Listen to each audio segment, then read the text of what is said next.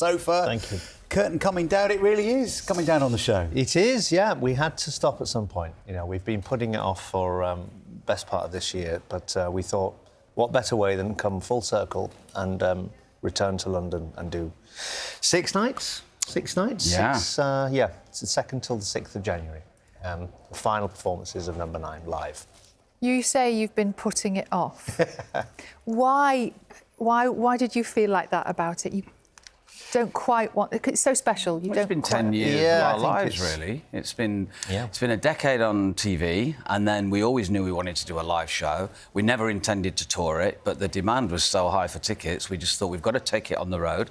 Then that sold out, and now we thought we'll just have to put a line under it so we can move on. Yeah. But it's been a fantastic experience.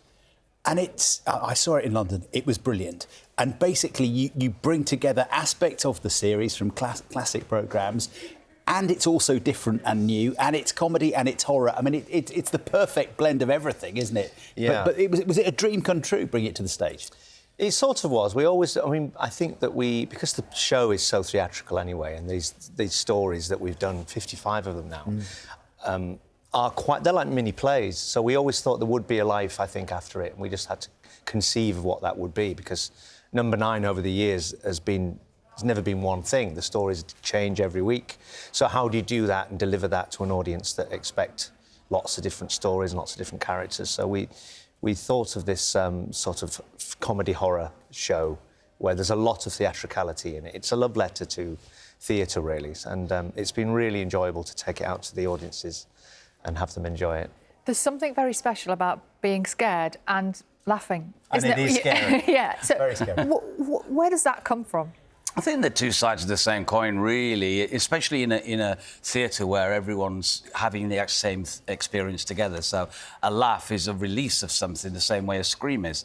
And as Reece said, we wanted to mix it up and have, creepy elements, but have it be very funny as well. So hopefully, don't waste money on getting several shows. Just book one show and you get everything. Yeah. But, I mean, one show, every show is unique because you also have a guest star who comes in, not quite, some of them knowing what they're getting into, and it's all improvised. I mean, that's right. Tell people who you've had.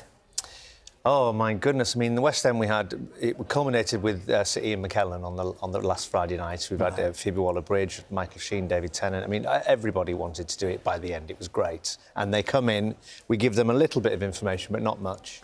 And there are some bits that we throw at them. And the audience realise that they're having to improvise as well. So it's quite scary for them, but they've always enjoyed it. And we've had great people on tour as well. It's been really good fun. So we're going to be doing that again in London. Oh.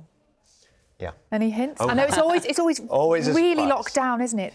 Very much a secret. How do you manage to keep the secret? Well, Inside Number 9 has always been about keeping secrets and playing tricks on the audience. So we bring our guest on with a pillowcase on their head, and so even when we bring them on, you don't know who it is for a couple of minutes. Yeah. And there's always this great moment when they see who they've got. He tries to do a mime, and I've got to guess who it is. Yeah. Some names are harder to mime than others. We had Ramesh Ranganathan. That took a while to think of how to mime his name. Yeah. How'd you do it? We got there in the end. I can't think now. It's gone. I mean, this is all based on your friendship, isn't it? Because when did you guys first meet? We met at college, didn't we, at a place called Bretton Hall. 1987?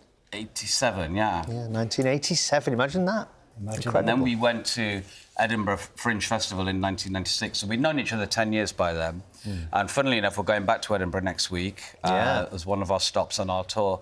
And it'd be amazing to think we started off in a 50-seat venue doing tiny shows to 3 people, and now we're going back to do, 3,500 people in the Playhouse. And people will remember, of course, some of the scenes here from League of Gentlemen with the others as well. I mean, can you see the thread that goes from you guys meeting to you guys being here now? What's the continuum? Well, I think one of the secrets was, if there is a secret, because there was never any plan for our careers. It's always pleasing ourselves with what we found funny. I think we, as a collective, we had a shared sensibility of comedy and horror and maybe a darker type of humour, but we didn't do it thinking that no one has done this before, we just thought, let's try and do what we thought was funny.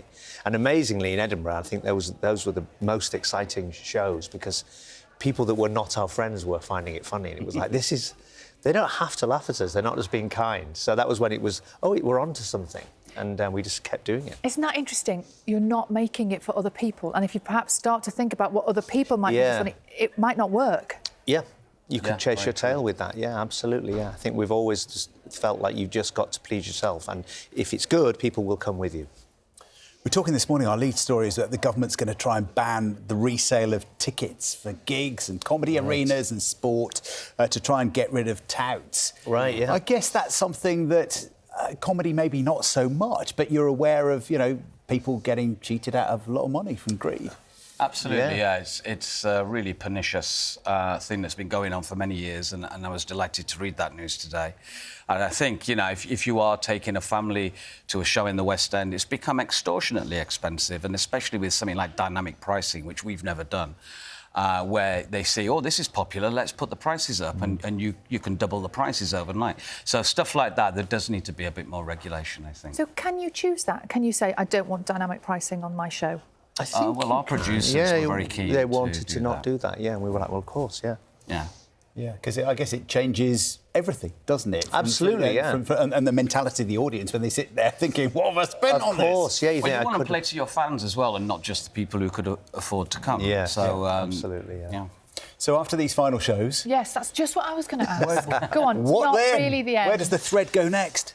Well, we're going to have a break, probably, for a little... From one another? From one another. No, just to recharge our batteries. But and we've got some thoughts about some new things that we will write together, and people want us to do things. So I think we'll just take stock and just think of what would be the next thing that we would like to spend a lot of time on. You know, you've got to enjoy it. And if you were to write a dream list of surprise guests for the last show, Oh. who would be on it?